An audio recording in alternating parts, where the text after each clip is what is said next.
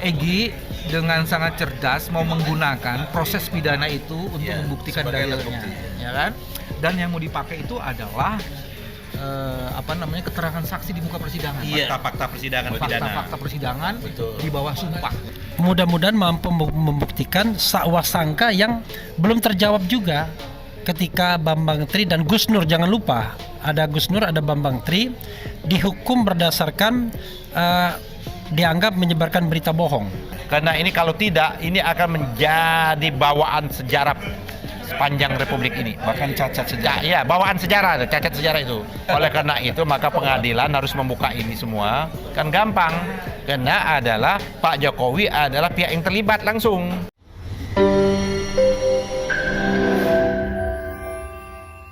Ijazah tuh sekarang udah nggak begitu penting sebenarnya kan? Karena orang yang dilihat adalah ekspertisnya, bukan ijazahnya. Zaman dulu itu penting, karena orang melihat seolah-olah ijazah itu ukuran rasionalitas orang, kemampuan orang. Tapi sekarang udah nggak begitu penting. Jadi pertanyaannya, kalau menggugat, relevansi kepentingannya masih ada nggak? Itu kan? Itu satu. Tapi yang kedua yang saya tahu, dasar gugatan itu bukan soal pentingan itunya. Semua syarat untuk menjadi pejabat negara itu, lo bisa tebak nih arah gugatan ini.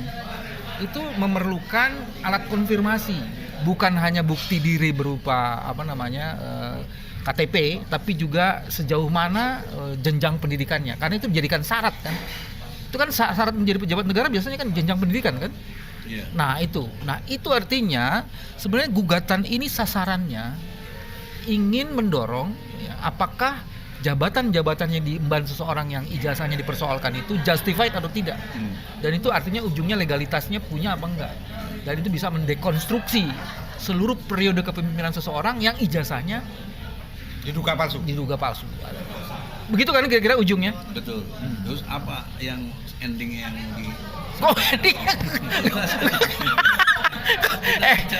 di endingnya menurut versi Anda? Saya pikir ini kesempatan emas bagi pengadilan untuk membuktikan sebenarnya apakah memang ijazah itu ada atau tidak. Iya betul. Satu itu. Kalau udah ada baru kemudian kan pertanyaannya palsu atau tidak sangat tergantung dari ada tidaknya ijazah gitu. Kalau nggak ada ijazah, terus kita mau bilang palsu aja, bukan palsu, emang nggak punya ijazah. Tapi sampai detik ini sudah 30 orang saksi. 3 dari kita ahli, satunya Rocky Gerung, Profesor Aceng, sama Dr. Taufik, ahli pidana. Dari mereka 27 orang. 5 ahli, selebihnya biasa, teman SD, teman SMP. Sobat Egy, pertanyaan sederhana. Kalau ahli kan ngomong soal pendapat, keahliannya. Ijazah itu ngomong soal peristiwa, Bos. Betul. Ini ada nggak nih barang itu? Makanya saya bagi-bagi. Ada yang ahli, ada yang fakta. Nah, fakta menunjukkan tidak ada yang pernah lihat ijazah aslinya. Tidak ada yang pernah. Satu pun dari SD, SMP, SMA. Ini yang menarik sebenarnya gini. Kan kalau Alul Azaz dihukum perdata tuh kan gini, siapa mendalilkan dia membuktikan. Itu perdata. Iya. Ini pidana, Bos, yang di Solo. Enggak, karena gugatan lu sekarang lu jangan bilang gugatan lu kan perdata. Maka saya ingin buktikannya hasil dari sidang perdata pidana. Orang itu kena nggak dihukum nggak Bambang Tri? Dihukum sekarang. 4 tahun. Oke. Kalau begitu Ini memaksakan narasumber yang nggak ngikutin kasus. Nggak apa-apa. Disinilah objektivitas. Ini objektif, Bang. Nggak apa-apa, bagus. Saya menduga sebenarnya argumen yang mau dibangun oleh Egy itu adalah satu. Ini siapa dulu orangnya, kita membahas diskusi siapa ini orangnya? Lu yang lu gugat siapa? Jokowi lah. Oh, Jokowi presiden sekarang. Iya. Oh, harus jelas dong namanya. Saya dulu, karena saya ngikutin kasusnya. Saya tutup ini kan udah mau jalan. Jadi gini, Bos. Jadi dalam pandangan saya, Egy dengan sangat cerdas mau menggunakan proses pidana itu untuk membuktikan dalilnya, ya kan? Dan yang mau dipakai itu adalah keterangan saksi di muka persidangan. Fakta-fakta persidangan pidana. Fakta-fakta persidangan di bawah sumpah. Ya, di bawah sumpah. Ya kan? Nah, kalau ini bisa dipakai dan diakui, maka itu menjadi menarik. Tapi lagi-lagi sebenarnya ini bukan soal kecerdasan hakim. Mau nggak hakim memeriksa itu? Iya. Itu aja sih sebenarnya. Egy, terima kasih ya. Selamat berjuang. Sukses untuk di tempat kerjanya. Aku kasih ke siapa nih? Mas Bambang mau pergi, kita persilakan. Coba. Assalamualaikum warahmatullahi wabarakatuh. Waalaikumsalam warahmatullahi wabarakatuh. Bergeser sini. Ya, coba ditanya yang spesifik, Ya, Bang. spesifiknya gini. Ya. Ini baru ya minum ini. Mas Oke. Refli Iya. yang dimuliakan Allah. Amin ya rabbal alamin. Seriusnya ada dua. Yang pertama, bahwa ijazah itu walaupun tadi Enggak, saya sudah tahu kasusnya. Maksud saya pertanyaannya apa? langsung ya. Ya. Apakah konstruk di hukum pidana yang 30 orang saksi sudah disaksikan tidak pernah lihat ijazah aslinya Jokowi? Bisakah kita pakai nanti di pengadilan negeri Jakarta Pusat yang sifatnya perdata sebagai alat bukti Oke. untuk dipersaksikan sebagai bukti memang Jokowi tidak punya ijazah asli? Itu pertanyaan pertama dulu. Oke, saya menjawabnya dari sudut hukum tata negara ya. Iya. Kenapa hal ini penting? Karena presiden itu adalah jabatan terpenting dalam sistem pemerintahan presidensil. Karena itu tidak boleh ada keraguan-raguan terhadap dasar legitimasi seorang presiden dipilih kemudian dilantik sebagai presiden.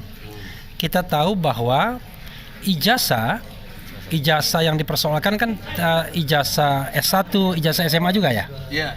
Nah, Sampai SD. sampai SD itu adalah persyaratan untuk menjadi calon presiden. Dan kita tahu persyaratannya itu ijazah SD, SMP sampai SMA. Iya. Kalau S1 itu bukan wajib. Iya. Kalau seandainya ternyata di kemudian hari bisa dibuktikan bahwa ijazah itu tidak pernah ada, maka secara teoritis syarat untuk menjadi presiden itu sudah tidak terpenuhi lagi. Sehingga Maka bisa dikatakan batal demi hukum.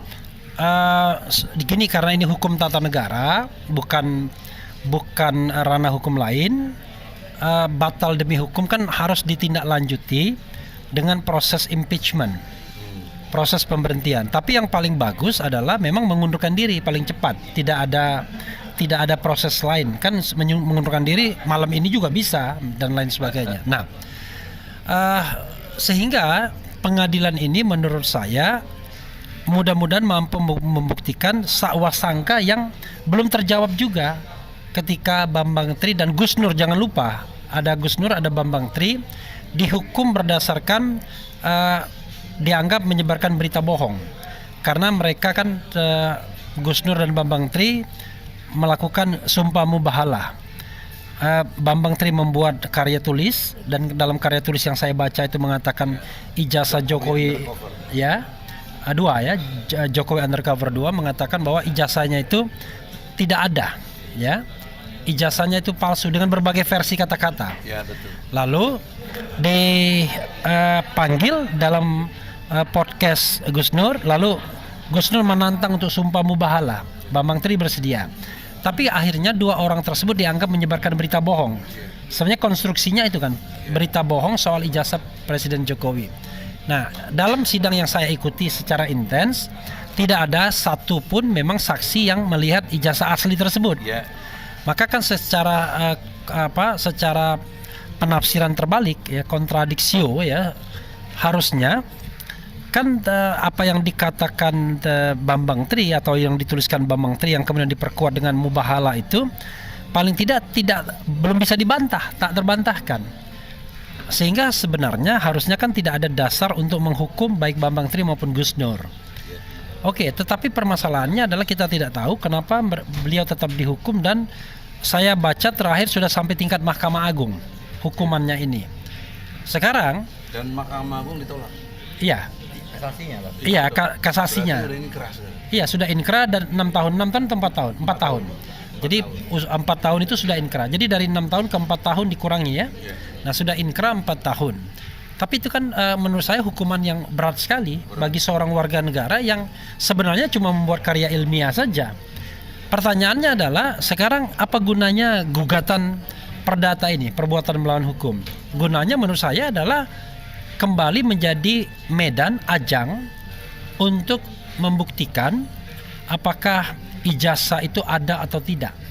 Nah, tentu fakta-fakta yang bisa dikemukakan mudah-mudahan bisa diterima oleh hakim adalah apa yang tersaji di persidangan pidananya ya, walaupun ujungnya dihukum, tetapi fakta persidangan tidak pernah membuktikan adanya ijazah itu. Nah, itu. Apakah Jadi bisa itu jadi alat bukti? saya kira karena ini merupakan sebuah apa istilahnya ya, sebuah pencarian kebenaran substantif, harusnya hakim mau menerima dong. Kebenaran material. Iya, kebenaran material, ya kan? Jadi karena ini merupakan kebenaran material, tidak formil yang dicari, maka harusnya mau menerima. Sebenarnya ini kan sengketa sengketa perdata, perbuatan melawan hukum yang dimensinya publik, dimensinya tata negara sesungguhnya. Harusnya besok-besok ya, kalau kita melakukan reformasi hukum, gugatan seperti ini harusnya di Mahkamah Konstitusi aja, gugatan keabsahan seorang presiden, biar tidak lari kemana-mana. Bukan di PN ya. Ya, bukan di PN. Karena Tapi kalau kan PN nggak ada pelarangan itu juga. nggak ada larang, tapi maksud saya untuk ius constituendumnya, ya kan? Untuk ke depan. Nah, mudah-mudahan ini ditangkap juga oleh DPR dan DPD. Ditangkap dalam pengertian untuk menjadi impeachment. Belum tentu, karena kan Belum kita tentu. mencari kebenaran materialnya dulu. Ditangkap untuk digelarnya hak angket. Oh, manggil presiden. Iya, hak angket itu hak melakukan penyelidikan. Seharusnya ini menjadi, Sama hak bertanya juga bisa. kalau bertanya saya kira nggak perlu lagi ya, karena ini kan sudah Langsung hak angket.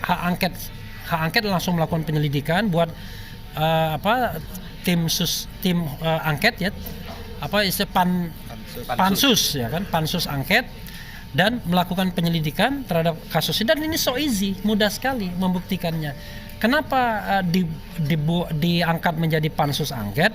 Biar ini diselesaikan antar institusi, bukan lagi orang perseorangan warga negara yang punya konsekuensi, ditekan, kemudian dihukum, dipenjarakan dan lain sebagainya. Nah, kalau soal angket mengangket, nah Bang Yani yang di samping saya sudah punya pengalaman ini kan. Pernah jadi anggota DPR. Iya, pernah jadi anggota DPR dan dulu paling jagoan di Komisi 3. Jawab itu dulu. Jawablah. Sama-sama kita galuh. Jadi Galuh gitu. yang pertama yang paling penting itu menurut saya Bang Egy, Ya silakan. apa yang dikemukakan oleh Keren Cadas. Nah, ini Keren Cadas beliau ini ya kan. Repli Haru. RH Channel. Oke, itu adalah kena ini sesungguhnya tidak bisa hanya dilihat semata-mata perdata. Kan gugatannya Om Egy ini kan gugatan perdata, perbuatan Iya. melawan hukum kan. Iya, betul. Tapi tidak bisa hanya meletakkan dalam perspektif perbuatan melawan hukum dan dalam perspektif perdata. Karena ini menyangkut adalah jabatan yang tinggi di Republik ini, adalah salah satu syarat orang untuk menjadi presiden itu ada di undang-undang, ada di undang-undang dasar, ada di undang-undang ya, yaitu syaratnya itu minimal SMA. Ijazahnya SMA. Kan ini kan dipersoalkan ijazahnya SMA. Nah, ini ternyata ya kan dalam proses perjalanannya diduga keras, ya kan diduga keras, bukan tidak ada ijazah kan, diduga keras bahwa Jokowi tidak mempunyai ijazah asli, ya kan? Seperti itu diduga keras kan. Sebenarnya ini menjadi persoalan yang sederhana kalau memang Pak Jokowi mau seperti itu. Pada waktu sidang kemarin Bambang Tri yang di Solo, Ya. kan gampang, cukup dia memang kan itu gugatan itu kan para pihaknya kan bukan Pak Jokowi, kan pihaknya itu antara negara yang diwakili oleh jaksa dengan Bambang Tri dengan Gus Nur yang dianggap melakukan pelanggaran tindak pidana berita bohong dan sebagainya. Tapi karena ini menyangkutnya tidak hanya berhubungan pidananya hal-hal seperti itu, tapi ada kaitannya dengan pejabat publik yang dituduhkan itu, seharusnya Jokowi gampang, dia bisa memerintahkan seknek apa-apa, cukup nih ijazah saya bawa ke pengadilan. Ya itu idealnya. Ideal Tapi kan. Itu udah berlalu, Nah. nggak terjadi gimana? Nah, karena ini nggak terjadi sebagaimana dikemukakan tadi, maka peristiwa-peristiwa atau fakta-fakta hukum ya kan itu sudah menjadi fakta hukum. Fakta hukum yang ada di pengadilan negeri mana itu kemarin tuh? Solo. Solo. Surakarta. Nah, tergantung Bang Egy. Kan pihaknya Bang Egy nih mau menggunakan fakta hukum itu bisa digunakan atau tidak kan untuk Tadi dijadikan. Bung Refli bilang bisa. Enggak, bukan bisa. Om Egy mau menggunakan atau tidak itu? Mau. Nah, Justru karena mau, karena saya gugat lagi. ya, karena Om Egy mau, maka itulah yang harus sebenarnya dijadikan dasar juga. Jadi perdata itu tidak hanya melihat konteksnya. Ini kan gugatan melawan hukum sebagaimana dikemukakan hanya urusannya privat. Ini adalah menyangkut urusan yang paling mendasar, ini jabatan tertinggi seorang seperti itu. Nah, jadi menurut saya silakan nanti kan Bang Egy membawa bukti, karena yang digugat ini langsung adresnya Pak Jokowi juga, ya kan, walaupun dengan dalil itu kan bisa kita kesampingkan siapa yang mendalilkan dia membuktikan, maka Pak Jokowi lebih gampang juga karena dia pihak yang terkait dalam perkara ini, maka dia membuktikan. Satu sisi Bang Egy membuktikan bahwa dia bisa membuktikan bahwa dia ada punya dengan membawa. Kan ada proses pembuktian. Tapi pertanyaan seriusnya gini, Bung Yani. Selama ini tentang ijazah palsunya diduga Jokowi ini nggak pernah komentar sedikit pun, nggak ada komentar. Kan sebenarnya cicing wae cek ya itu makanya itulah yang membuat orang menjadi tanda tanya.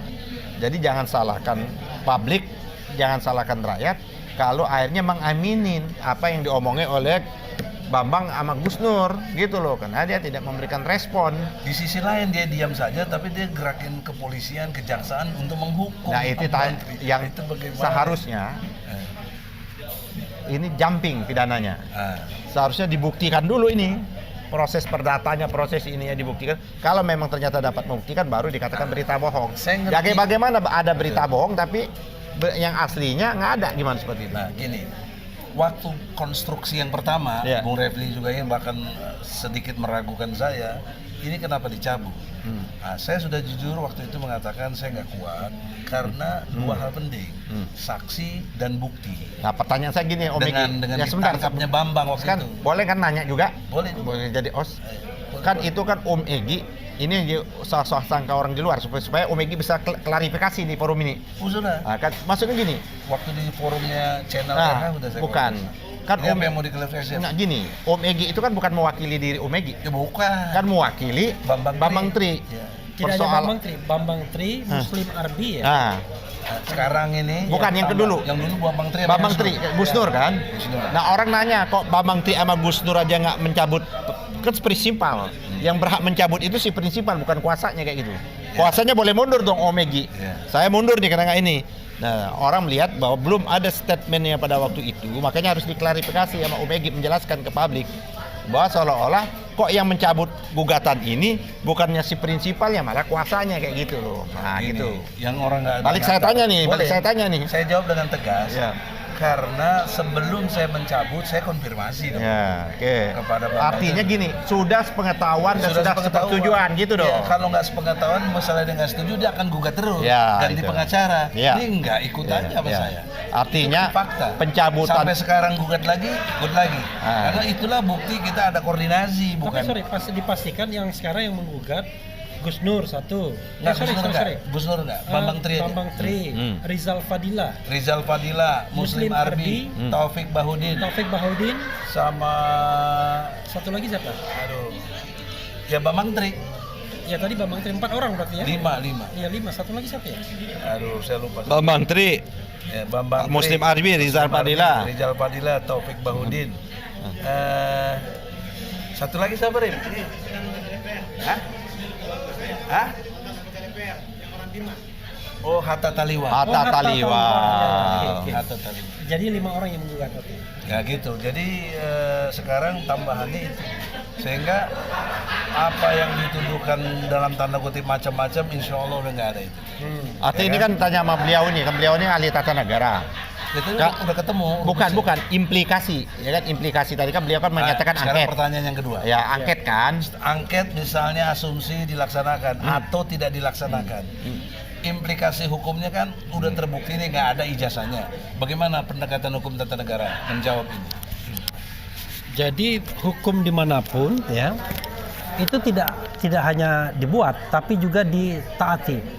Makanya orang bicara yang namanya law enforcement, penegakan hukum.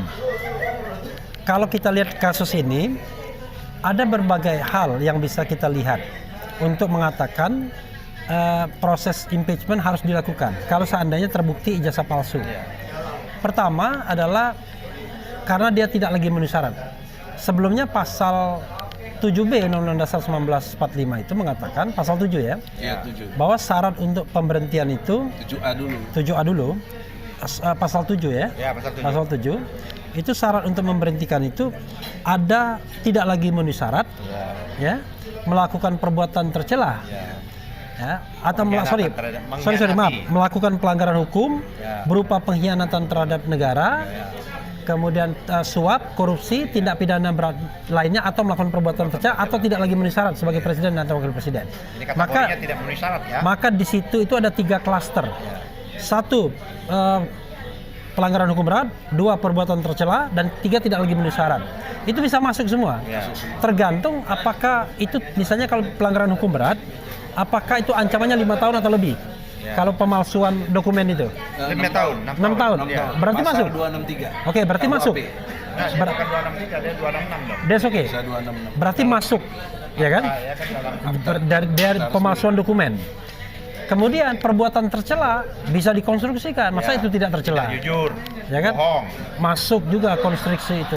Lalu yang paling nyata, yang administratif tidak memenuhi syarat, Iya. karena syaratnya harus Sebagai SMA syarat minimal. untuk capres. Ya, karena itu menurut saya seandainya memang gugatan ini terbukti bahwa ijazah itu tidak pernah ada, kan kita bicara andai ya, bukan berarti kita memastikan pasti iya, maka DPR sebagai sebuah lembaga yang memang ditugaskan untuk hal seperti itu ya harus bersikap. Bahkan menurut saya tidak perlu lagi dilakukan hak angket. Iya, Langsung saja hak menyatakan pendapat. ya. Hak angket itu kan baru menyelidik. Iya, ini kan sudah putusan. Saya juga bingung tadi nggak usah penyelidikan, orang sudah diadili. Oh bukan, nggak bisa. Bukan ini faktanya Ini nanti. sekarang. Ya. Kalau Oh, ya, sekarang, sekarang. maksud saya long with bisa disambut oleh Ya. DPR. Tapi kan lihat referensi yang lalu. I see. Tapi kan saya bicara tentang pakem Jadi ketatanegaraannya. sekarang langsung aja ke menyatakan pendapat ya. Iya, Kalau faktanya ada. terbukti faktanya bahwa ijazahnya memang palsu atau tidak benar atau salah atau apa, maka langsung hak menyatakan pendapat Tapi harusnya. anehnya, brother, nggak ada satupun anggota DPR yang komentar soal itu, nggak pernah ada satupun. Ya itu kan sebenarnya itu kan realitas politik. ya itu realitas politik. Sama dengan KM 50 kan. Ya, itu sama Banyak dengan- kejanggalan Jadi tapi ada realitas politik, ada yang hal yang ideal. Harus iya. dipahami seperti itu. Nah saya kan cuma bicara hal idealnya. Realitas politiknya nggak ikut-ikut kita. Jadi kita berharap ini terakhir ya. Ya, Terakhir. closing, Kita berharap closing statement. proses pengadilan ini bisa membuka dan ini bisa juga Oh iya ya. Dari Bentar. Ya, ini kita harap betul pengadilan ini dia proaktif karena ini kalau tidak ini akan menjadi bawaan sejarah sepanjang republik ini. Bahkan cacat sejarah. Ya, bawaan sejarah, cacat sejarah itu. Oleh karena itu maka pengadilan harus membuka ini semua. Kan gampang. Karena adalah Pak Jokowi adalah pihak yang terlibat langsung. Kalau kemarin dipidana kan dia nggak terlibat langsung. Ada institusi negara. Sekarang dia yang digugat. Nah, cukup dia datang membawa bukti. Kalau seperti itu, bawa aja ijazah aslinya kan gampang. Saya nggak palsu loh. Nah, kalau memang dia dapat membuktikan bahwa dia ijazahnya asli ada, Pak, maka apa yang dilakukan oleh kepolisian dan kejaksaan mengadili yang namanya Gus Nur dan mengadili Bambang adalah sah dan absah gitu loh. Ya. Oke, sekarang mulai closing statement. ya closing statement dari saya. Di sini nggak sampai 2 jam. Sebagai warga negara yang memiliki hak untuk memilih, ya kan, dan kita terlibat dalam proses pemilihan presiden, tentu kita punya hak konstitusional untuk mempertanyakan keabsahan persyaratan menjadi presiden tersebut. Jangan dianggap bahwa ini adalah upaya untuk menjatuhkan pemerintahan, karena kalau menjatuhkan itu adalah yang sah dibilang tidak sah. Tapi kita justru ingin menegakkan bahwa yang sah adalah sah, yang tidak sah tidak sah. Jangan dibalik-balik. Kalau memang ijazahnya sah, case close, selesai. Asal dengan peradilan yang fair. Tapi kalau tidak sah, ya kan, terbukti Dinyatakan tidak sah. harus dinyatakan tidak sah, dan mungkin lebih baik Presiden Jokowi mengundurkan diri. Karena jauh lebih mudah bagi bangsa ini menyelesaikannya. Modelnya atau berhenti seketika kayak model. Ya, yang mengundurkan diri. Karena kalau misalnya pakai proses impeachment lagi, Sama. nanti khawatir ada proses politisasi yang justru menghindari fakta yang ada. faktanya A, proses politiknya B. Jadi kacau jadinya. Tapi kalau tidak terbukti ya sudah, case close. Oke. Demikian saudara-saudara, nggak perlu disimpulkan karena dua pakar ini sudah dengan sendirinya menyimpulkan. Kita lihat nanti tanggal 9 Oktober 2023 sidang perdana di Pengadilan Negeri Jakarta Pusat mulai jam 10 pagi. Insya Allah Egy Sujana Channel, cerdas, berani, militan. Assalamualaikum warahmatullahi wabarakatuh. Waalaikumsalam warahmatullahi wabarakatuh.